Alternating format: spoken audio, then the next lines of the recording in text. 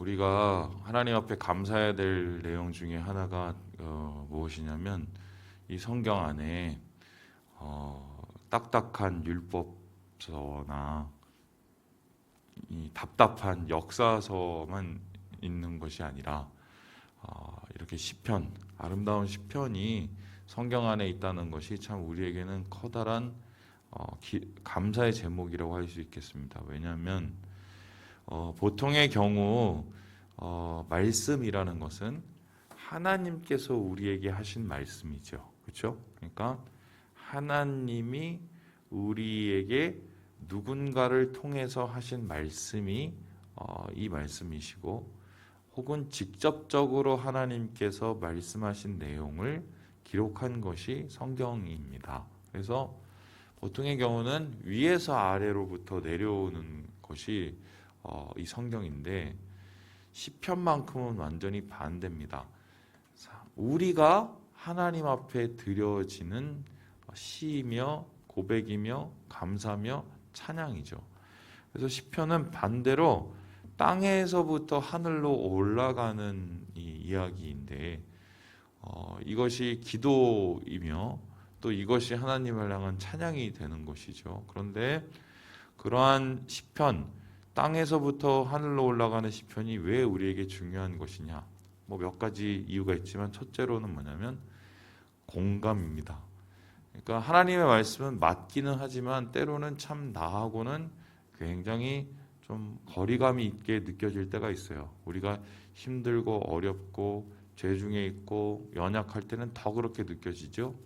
근데 시편만큼은 우리에게 공감으로 다가옵니다. 이 시편의 시인이 희로애락을 다 느끼고 있죠.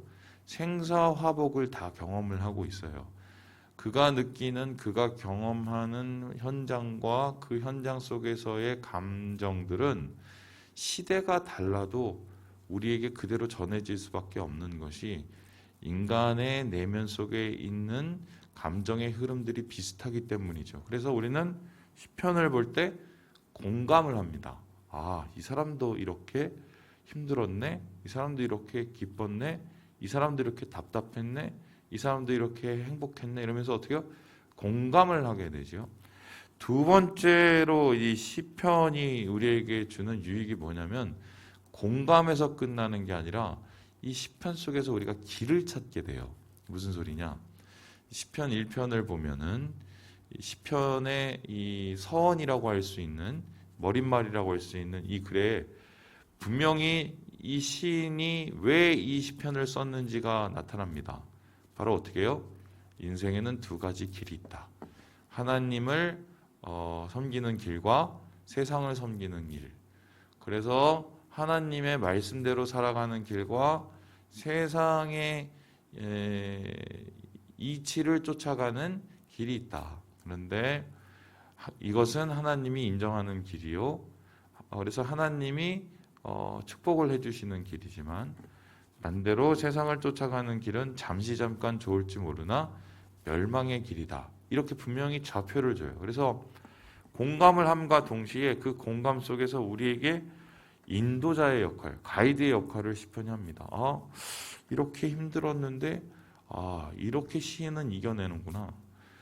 이렇게 괴로웠는데 시인은 이것을 이렇게 감사해낼 수도 있구나 하면서 동떨어지지 않고 이 사람이 남아있는 몸부림을 우리가 함께 느낌을 통해서 어떻게 해요? 그 시 속에서 우리도 우리의 삶 속에서의 길을 찾게 되는 거죠. 그래서 이게 참 시편의 유익이고요.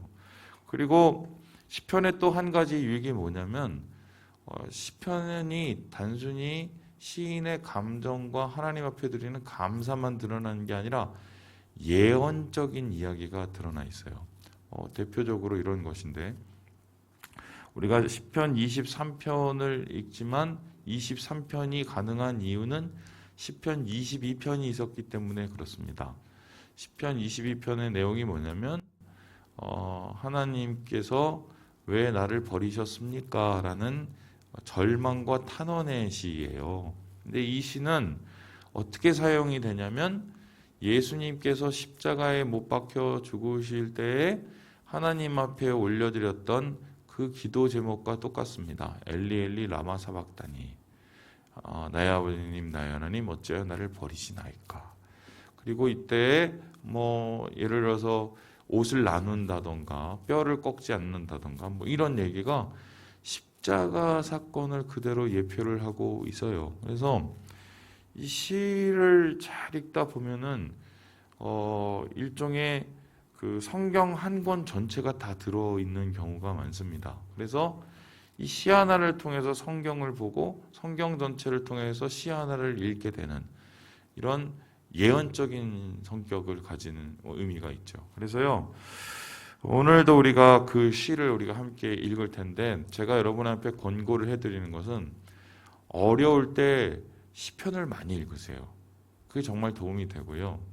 그리고 우리의 영혼이 딱딱해지고 메말라질 때 시편을 꼭 하루에 한 편은 읽으세요. 그러면 내가 기도하지 못하는 것을 이 시인을 통해서 하나님 앞에 기도할 수 있는 유익이 시편에 있습니다. 자, 그런 의미에서 오늘 우리가 여러분 좋아하시고 잘 아시는 이 시편 23편을 우리가 함께 좀 묵상해 보도록 할 텐데요. 제가 23편을 몇 번을 우리 교회에서 설교를 했던 것으로 기억합니다. 최소 2번 이상 우리 설교를 했던 것으로 알고 있는데 오늘은 그런 뭐 묵상보다 좀 몇 가지 어제 제가 이 시편을 다시 보면서 또 지금에 맞는 상황에 맞는 또 묵상들이 있었어요. 네, 그래서 그거를 좀 한번 나눠볼까 하는데요. 첫 번째로 뭐 질문인데요. 어느 곳이 평안인가? 어떤 때가 평안인가? 어떤 삶이 평화로운 것인가? 뭐 이런 질문을 해보게 되거든요. 여기에 대해서 시인이 뭐라고 얘기를 하는가? 우리 함께 1절의 말씀을 같이 한번 읽어봅니다. 시작. 여호와는 나의 목자시니 내게 부족함이 없으리로다. 보통 사람들은 평안이라고 얘기를 하면은 평안과 편안을 착각하는 경향이 있습니다. 우리가 언제 편안한가요? 고생하는 것이 없으면 편안합니다. 그렇죠? 그래서 편안할 것의 대표적인 비유를 해본다면 남진 씨의 그 제목이 뭔지는 잘 모르겠지만 저 푸른 초원 위에 그림 같은 집을 짓고 사랑하는 뭐 우리님과 한평생 살고 싶네. 이 제목이 원래 이게 뭐예요? 이거죠.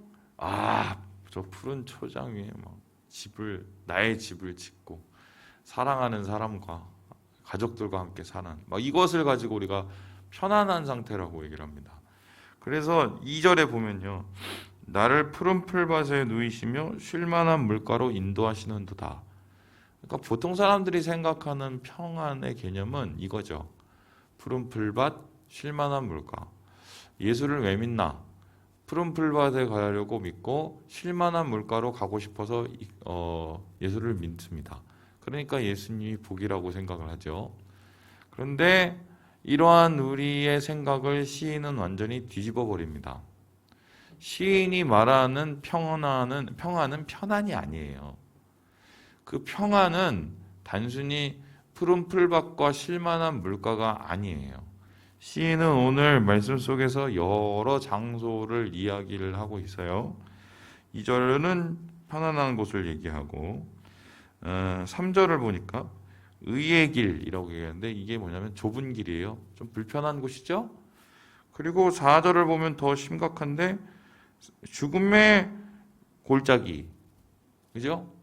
이거는 불편한 수준이 아니라 죽을 맛이죠. 그리고 이 5절을 보니까 뭐라고 나옵니까? 원수의 목전. 이거는 정말 섬뜩한 곳이죠. 우리가 인생에서 느껴지는 기쁜 곳만 아니라 더러운 곳, 무서운 곳, 불편한 곳, 이 모든 장소를 시인이 이야기를 하고 있어요. 그러면서 이 시인이 얘기를 하면서 자, 이곳 A, B, C, D 이런 곳이 있는데 내가 살아보니까 A가 제일 좋더라. 쉴만한 물가와 푸른 풀밭이 제일 좋더라. 이렇게 얘기를 안 해요. 시인이 말하는 평안이 뭐냐? 다시 1절로 돌아와서 여호와는 나의 목자시니 내게 부족함이 없으리로다. 시인이 편안한 곳은, 시인이 평안한 곳은 하나님이 계신 곳이에요. 하나님이 나를 목자로 이끄시는 때, 하나님이 내 곁에 서서 나와 함께 하시고 나와 동행하시는 그곳이 평안한 곳이라고 말을 합니다. 그러니까 장소가 문제가 아니고 때가 문제가 아니라 누구와 함께가 문제인 거예요. 인생을 아무리 떵떵거리고 돈을 벌고 살아도 그 마음속에 결핍이 있고 그 옆에 아무도 없으면 그거는 영적인 거지죠. 그 사람에게 평안을 우리가 얘기할 수 있을까요? 시인은 거기에 대해서 단호하게 얘기하는데 나의 평안은 오직 여호와로부터 난다. 하나님과 함께 있을 때 내가 바로 그것이 평화가 이루어지는 것이다. 시인의 오랜 고난의 삶 속에서 그가 내린 결론이자 그가 붙잡는 삶의 가장 큰 가치다. 여러분 그렇습니다. 하나님이 함께 계신 곳이 평안한 곳이에요. 잘 고민해 보세요. 우리의 생각에는 이게 없고 저게 없어서 내가 지금 문제라고 생각하지만 한 번 더 생각을 해보면 그게 정말 없어서 문제일까? 그럼 그게 채워지면 문제가 없어질까? 그게 없어서 문제가 아니라 하나님이 없어서 문제인 거예요. 오늘 시인이 우리에게 말합니다. 진정한 평안은 하나님과 함께 있는 것이다. 두 번째로 질문이 있는데요. 우리가 먼저 이건 말씀을 읽어보고 하겠습니다. 우리 4절의 말씀을 같이 한번 읽어봅니다. 4절입니다. 시작. 내가 사망의 음침한 골짜기로 다닐지라도 해를 두려워하지 않을 것은 주께서 나와 함께 하심이라. 주의 지팡이와 막대기가 나를 안위하시나이다. 하나님은 항상 선하신가라는 질문이에요. 이게 무슨 소리냐? 하나님은 사랑이 많으신 분, 하나님은 오래 참으시는 분, 하나님은 신실하신 분, 하나님은 또 용서를 많이 해주시는 분으로 많은 사람들이 이야기를 하고 있습니다. 그 이유가 뭐냐면 죄를 많이 짓고 캥기는 삶을 우리가 살기 때문인데요. 그런데 오늘 말씀을 보니 하나님께서 무작정 좋으신 분은 아닌 것 같아요. 왜냐하면 보세요. 주의 뭐와 뭐가 나를 안위한다고 그래요? 지팡이와 뭐예요? 막대기. 예, 말씀을 보세요. 막대기. 자, 지팡이를 한번 생각해 봅시다. 막 이렇게 크고 막 이렇게 써요. 뭐 이 지팡이를 가지고 뭘 할까요? 막 뭐 가리키기도 하고 아니면 막 뭐예요? 뭐 이리 뭐 늑대 막 이런 거 오면 막 싸우기도 하고 뭐 이거는 그래요. 양을 지키는 거라고 한번 생각해 봅시다. 그럼 막대기는 뭐예요? 막대기는 지팡이보다는 좀 작고 더 단단한 것이죠. 지팡이는 인도하는 데 쓴다면 막대기는 뭐냐면 양을 때리는 데 써요. 양이 같이 이렇게 가는데 꼭 말 안 듣고 거기 다른 데 가려고 하는 애가 꼭 있잖아요. 그럼 어떻게 합니까? 막대기를 이렇게 들어다가 툭툭툭 쳐요.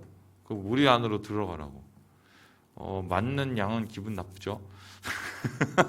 근데 그럼 우리의 생각이 뭐냐면 하나님은 내가 하나님 옆에서 해를 두려워하지 않는다. 왜냐하면 주님이 나와 함께 하신다. 근데 막대기 맞은 양은 어떻게 생각합니까?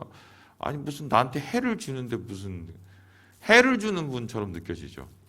우리 인생에서도 마찬가지인데 뭐 하나님께서 다 잘해주시는 것 같지가 않아요. 때로는 막 때리고 내가 싫어하는 거만 이렇게 막 하게 하고 도대체 내가 감당하지 못할 것 같은 것만 막 이렇게 축제를 툭툭 던져주시고 이게 뭐야? 뭐 이럴 때가 있어요.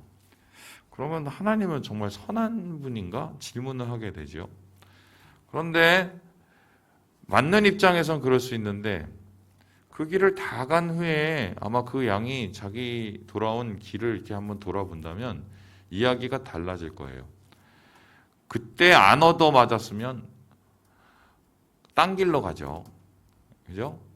그때 목자가 양을 막대기로 다루시지 않으셨으면 해이해졌을 거예요. 길에서 멈춰버렸을 거예요. 그러니까 당장은 얻어맞는 게 툭툭 건드리시는 게 기분이 나쁜데 결론적으로 나중에 셈을 해보면 그게 나를 위한 것이었다는 것을 깨닫게 되죠. 하나님이 선하신 이유는 그것입니다. 무조건 잘해주셔서 선하신 게 아니에요. 부모가 항상 잘해줍니까? 우리 생각에? 때로는 기분 나쁠 때도 있죠. 근데 부모의 마음이 우리는 알죠? 잘 되라고 하시는 거죠. 잘 되라고. 마찬가지죠. 하나님께서 선하신 이유는 맨날 우리에게 좋은 것만 주셔서 선하시는 게 아니에요. 우리를 좋은 곳으로 인도하시기 때문에 선하신 거예요. 우리가 나쁜 곳으로 가는 걸 막아주시기 때문에 우리의 생명을 보존하시기 때문에 선하신 겁니다. 그래서 두 번째로 우리가 얻게 되는 질문, 주의 지팡이와 막대기가 나를 안위하는 것이 왜 선한지를 우리가 이 시를 통해서 다시 한번 깨닫게 됩니다. 마지막으로 질문이 있는데요. 이것도 말씀을 읽고 마무리해 볼까요? 우리 6절의 말씀을 읽어보도록 하겠습니다. 6절의 말씀입니다. 시작. 내 평생의 선하심과 인자하심이 반드시 나를 따르리니 내가 여호와의 집에 영원히 살리로다. 여호와의 집에 영원히 사는 게 이 사람의 최종적인 목표예요. 근데 영원히 산다고 얘기를 해요. 그러면 여호와의 집이라는 것은 성전을 뜻하고 성전에 영원히 살겠습니다. 하나님과 인자하심이 나를 함께 하시기 때문에 내가 성전에 영원히 사는 게 내 꿈입니다. 이렇게 얘기를 했어요. 근데 살리로다가 이게 단순히 미래 동사가 아니라 현재의 의미도 껴 있거든요. 그러면 어떤 의미냐면 내가 지금 여호와의 집에 살고 있습니다. 그리고 내가 평생 동안 여호와의 집에 살고 싶습니다. 이 얘기를 시인이 하고 있는 거예요. 자, 그런데 시인이 그러면 성전 문직입니까? 성전에 맨날 뭐 청소하고 성전에서 떠나지 않고 뭐 이런 사람인가요? 이 시를 다윗이 썼다고 우리가 알고 있는데 다윗이 맨날 성전 옆에 살았습니까? 때로는 죄져 갖고 막 죄의 순간도 있고 나가서 싸운 적도 있고 심지어는 인생의 절반 이상을 도망쳐 다녔는데 이게 무슨 그러면 여호와의 집에 영원히 산다는 걸 우리가 어떻게 이해할 것인가? 지금이야말로 이 이야기가 이해가 가장 잘 될 것 같아요. 왜 그러냐? 오늘 이 예배를 참여하신 분 중에 직접 이 자리에 오신 분도 있고 비대면으로 온라인으로 들으신 분이 있습니다. 특별히 비대면으로 이 예배를 참여하신 분들 중에 성전을 사모하고 주의 성전을 사모하지만 정말 어쩔 수 없는 상황 속에서 이런 상황을 견뎌내시는 분들이 있을 거예요. 그죠? 그게 바로 영원히 하나님 앞에 사는 거죠. 무슨 소리입니까? 관계죠. 단순히 장소의 문제를 벗어나서 내가 하나님하고 어떻게 관계하고 내의 마음이 하나님을 어떻게 소망하고 있냐에 대한 이야기죠. 한때 우리 교회가 처음 시작했을 때 대면 예배냐 비대면 예배냐 가지고 싸웠습니다. 그래서 비대면 예배 주장하시는 분들은 교인들한테 이런 대면의 위험을 주는 거는 교회가 악한 것이다라고 얘기를 했어요. 반면에 대면 예배를 또 중요시 여겼던 분들은 비대면이 예배냐, 그거는 무슨 일제의 강압기에서도 6.25의 전쟁 속에도 우리가 목숨 걸고 예배당을 지켰는데 뭔 소리냐 이러면서 비대면 주장하시는 분들을 소위 말해서 믿음 없는 것들로 막 내몰아치기 시작했습니다. 자, 우리가 1년이 넘었습니다. 정답이 뭔가요? 비대면이 맞았어. 이렇게 엉망이 됐잖아. 그러니까 이렇게 따로 떨어져 갖고 목숨을 다 지켜야지. 그게 먼저지. 이게 맞나요? 아니면은 아니야, 대면이 맞았어. 대면을 하니까 이게 쭉정이와 가라지가 갈려지는 거 아니야? 야, 이러면서 이게 구원이 확실해지는 거야. 이게 맞나요? 뭐가 맞아요? 정확한 건 대면이 정상적인 예배는 맞아요. 근데 지금 비대면을 하는 거는 비상적인 상황이기 때문이죠. 근데 중요한 건 대면이냐 비대면이냐가 아니죠. 뭐가 중요해요? 내 신앙을 지켜나가는 게 중요한 거예요. 우리가 공동체라는 것을 지켜나가는 게 중요한 거예요. 대면을 드려도 비대면처럼 드리시는 분이 있죠. 그쵸? 몸만 와 있으신 분들. 반면에 비대면을 드려도 대면보다 더 사모하면서 드리시는 분들이 있어요. 결국 신앙은 관계예요. 못 속여요, 이거는. 내가 오늘 하나님하고 어떤 관계를 맺고 있냐가 신앙 그 자체라고요. 다운되신 분은 하나님 멀리 있는 거예요, 지금. 그러니까 더 다운되죠. 반면에 참 어렵고 힘들어서 야, 저런 사람들 저 제대로 신앙이나 할 수 있어. 그런데 하나님과 오히려 더 가깝게 계시는 분들이 있어요. 관계이기 때문에. 바로 다윗은 그의 삶 속에서 이걸 아주 절실하게 느꼈죠. 오히려 그가 더 하나님 앞에 여호와의 집에 가까웠던 시기는 제가 볼 땐 동굴에서 죽기 살기로 도망 다닐 때였을 거라고 저는 생각을 해요. 목숨이 막 왔다 갔다 하는 상황 가운데 하나님을 의지하면서 주님 참 주님 앞에 정말 성전에 나가서 예배드리고 싶습니다. 그때가 가장 하나님의 여호와의 집에 가까이 있었던 것이 아닐까. 결과적으로 이 신앙의 본질인 관계가 무엇인지를 오늘 말씀 통해서 우리가 고민해 보게 된다는 것입니다. 말씀을 마칩니다. 세 가지 질문을 했어요. 세 가지 대답을 내었어요. 진정한 평안, 또 진정한 하나님의 선하심, 또 진정한 주님과의 관계를 돈독히 하시고 내일 주일 예배를 소망하시면서 오늘 하루를 은혜롭게 사시는 우리 형제 자매 되시길 주님의 이름으로 축복합니다.